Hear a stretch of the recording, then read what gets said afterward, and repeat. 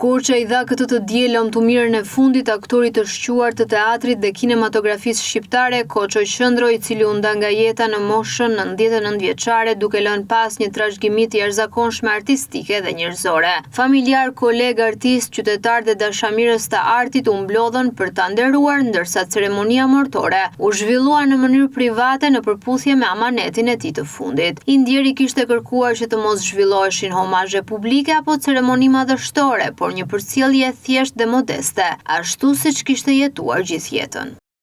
U nda nga jeta një nga aktorët më të vjetër, kuptohet, kishte lënë 99 vjet. Po u nda nga jeta një nga aktorët që krijoi karaktere të mrekullueshme. U nda nga jeta një nga aktorët që punoi të jetën pa u lodhur. Sigurisht simboli i tij mbetet Kopraci. Kur Koça ka luajtur Kopracin, unë kam luajtur Klanfin. Kam qenë djalëri, domethënë qatë, është rivën 3-4 në skenë Koprac. Me nderim të madh e kujtojmë. Me nderim, ishte njeri shumë i mirë, aktor shumë i mirë, dhe mbi të gjitha aktor karakteresh, me karaktere të shkëlqyera, ka pak, po e ka shumë pikant. Unë kam qenë oficer, edhe Koço qendrën e njoh këtu e 45 vjet, se kam qenë oficer në kufi dhe kanë erdhur të organizuar nga teatri, edhe kam pritur edhe njohur me te dhe kam patur mikë dhe shokë edhe derisa mbylli sytë. Kam sa herë vinja nga Amerika, vinja e takonja, pinja kafe me te, i shikonja gjithë aktivitetin edhe punën e tij, kupton, si aktor, që ka bërë të gjitha ato pa i numëruar të gjitha atër, që deri edhe në moshën 92-93 vjet, ata e merrin në teatr që lonte rolet më kryesore të gjitha. Kujtimi më i veçantë i tij është që edhe në moshën 92-93 e thirr atje dhe lonte Kopracin, atje kjo ishte për çuditur. Po thash, ti dole në pension tash, pse tash? Po jo, tha, jam energjik, tha tash edhe do të vetë ti shikojnë edhe brezat e tjerë. Kolegët e bashkëpunëtorët e kujtuan Koço Qëndron si një qytetar model, prind të përkushtuar, artist rrallë dhe njeriu që dokumentoi historinë e teatrit dhe estradës së Korçës. Ata vlerësuan kontributin e tij në skenën shqiptare, duke theksuar se ai mbetet një nga simbolet më të rëndësishme të humorit dhe teatrit shqiptar. Të flasësh për Koçën, do të flasësh për mirënjohjen e qytetit. Dhe kur themi për mirënjohjen e qytetit, është nderi më i madh që mund t'i bëhet një veprimtari të shquar, siç ka qenë Koço.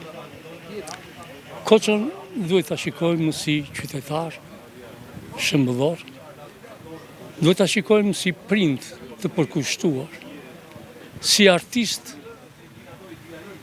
i veçantë, por dhe si shkrimtar. Edhe atë të fundit që ai se hoqin kur nga dora, historian.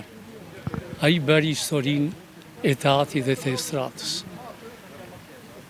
Koçua vërtet rojt i gjatë dhe la shumë mbresa për këtë qytet, por jo vetëm për qytetin tonë, po për gjithë Shqipërinë.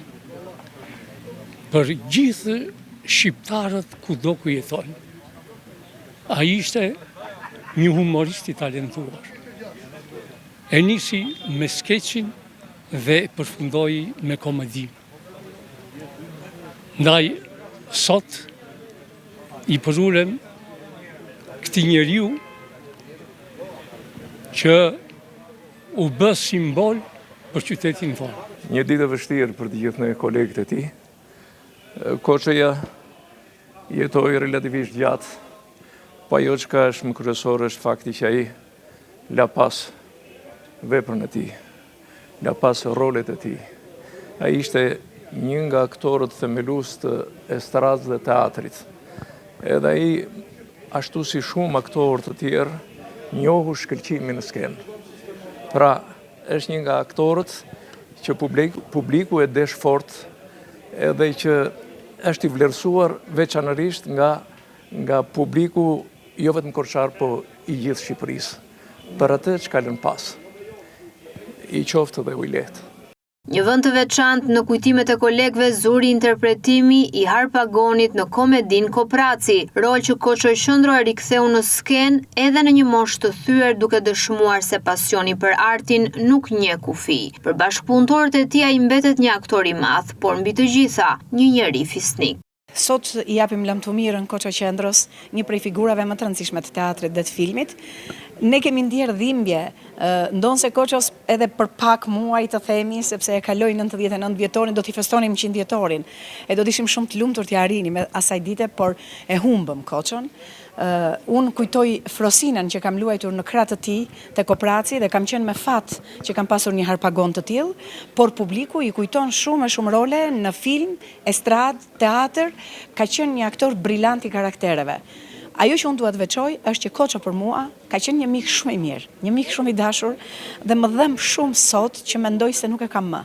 Më ka ndihmuar shumë në drejtimin e punës time duke më dhënë këshilla, më ka ndihmuar shumë në arkivën e teatrit se ka qenë një arkivist i shkëlqyer, më ka ndihmuar shumë në lojën time si artiste.